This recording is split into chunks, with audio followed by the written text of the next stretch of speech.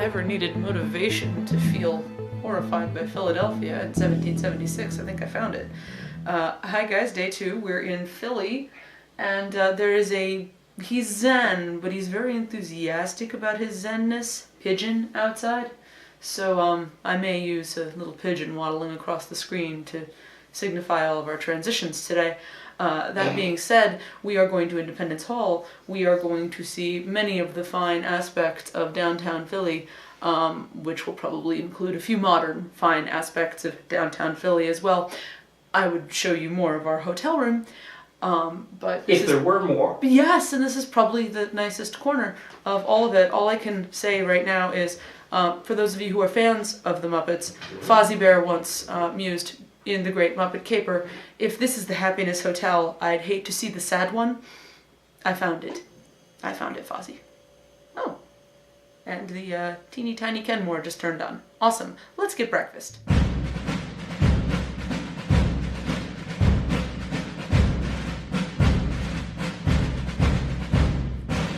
I guess sometimes I forget just how close Philadelphia is to my place in New Jersey. My brain defaults to upstate New York. But after yesterday, can you blame me? Anyway, after around 2 hours in the car, we checked into the Sadness Hotel, had a night's sleep, and got up to explore the city.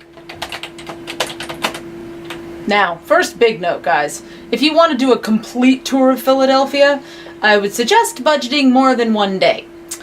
There is a ton to do, and this is actually the point at which Packy and I started making dual lists. 1, things we would absolutely do today, and things we're going to do the next time we visit Philly. Top of the must list, Independence Hall, of course. It's synonymous with the city, and pretty much the Revolutionary War stop, since it's the site where the Second Continental Congress declared independence from England. And it was also top of my list, as this 1776 movie fangirl may have possibly entertained notions of hopping the rope and doing a little kick line down the back stairs. Damn park rangers spoil all my fun. So after wrapping up at Independence Hall, you might be tempted to follow the tourist current, which will carry you straight on to the Liberty Bell. But resist that. Seriously. As McNair says famously in the movie, it's been here more than 14 years and ain't been carried off once. I know, I'll stick with Jefferson. Anyway, had we gone right to the Liberty Bell, Packy and I would have missed seeing some truly remarkable things as we wandered about the historic district. Like Ben Franklin's sexy toga legs. Or Thomas Jefferson's sloth. Seriously. But all joking aside, sometimes the best discoveries on vacation happen when you pull your nose out of the guidebook. And had we followed the recommended tourist itinerary, we would have completely missed out on the Graff House, or, as it was renamed in 1976 in time for our bicentennial, the Declaration House. Thomas Jefferson retreated to this building, then on the outskirts of town, if you can believe that, after being assigned the task of writing a declaration of some sort to enumerate the reasons for the American colony's separation from England. And he had 3 weeks to do it. So, like any good writer working on a deadline, he drafted, redrafted, delayed, complained about an inability to write due to the flies buzzing around from the stable across the street, opened up an account at the nearby city tavern, which is still there, by the way, and P.S. delicious, until he was down to the final few days and cranked out the Declaration of Independence. Pretty important building in our nation's history, wouldn't you say?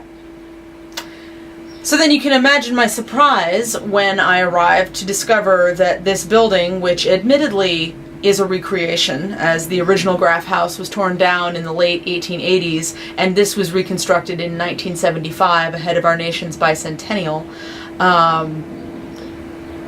I can't mince words here. It's fallen into big-time disrepair. I did a lot of careful editing there with the photos, so things look good, but you walk in, exhibits are half lit. There's an empty auditorium which clearly once showed a film of some variety. There was one poor park ranger assigned to it, reading a magazine and looking bored to death because there wasn't much for him to do. Yes, this is turning into my soapbox moment, but please indulge me. As I think about these significant pieces of our nation's history, and I think about how our current administration views arts funding, and I also consider the fact that our nation is coming up on 250 years of existence, I can't help but wonder why we're allowing this to happen to our historic sites. I feel strongly that a nation that forgets its history runs a dangerous risk of repeating it, especially the unsavory aspects. We should be preserving these sites, and this was not the only place where I discovered this, by the way. I want to get back to the lighthearted, fun clip art going on here in a minute, but let me just repeat myself. We need to get some arts funding back. Please. And now, to bring the room back up a bit, chaps, a genuine, unexcavated privy pit. A vaguely concerned caricature of Alexander Hamilton. Ben Franklin creeping on my wife. Hey, Ben, knock it off. And a building dedicated to a fella who I bet had some real trouble getting his men to follow him into battle. Our palates feeling nice and cleansed now? Well, I can't possibly finish talking about Philadelphia without taking a moment to talk about Philadelphia's patron saint, the man, the myth, the legend, Dr. Benjamin Franklin. Short of George Washington, good old Ben is probably the most famous of the founding fathers. Sorry, TJ. Sorry, John. With a life spanning 1706 to 1790, Ben Franklin saw it all happen, from the Molasses Act to the Intolerable Acts, to the Declaration of Independence, to the Constitutional Convention. Bottom line, you need to do something, Franklin, when in Philadelphia. That's all there is to it. Be it a quick trip to the Portrait Gallery at the Second Bank of the United States, where those fabulous curls are just on point, Benjamin. Or the truly awesome, interactive, clearly well-loved Benjamin Franklin Museum, located mere steps from his legendary print shop, where, yes, you can see a live demo of the press in action. So, when you're in Philly, say hey to Dr. Franklin. Lord knows he'll pop up where you, least expect him. So what's on our next time list? The Constitution Museum, which is brand new and currently features a big exhibit on Alexander Hamilton, and the Revolutionary War Museum, which ironically was right across from the Sadness Hotel, but we, gosh darn, ran out of hours in the day. So next time, Philly, next time.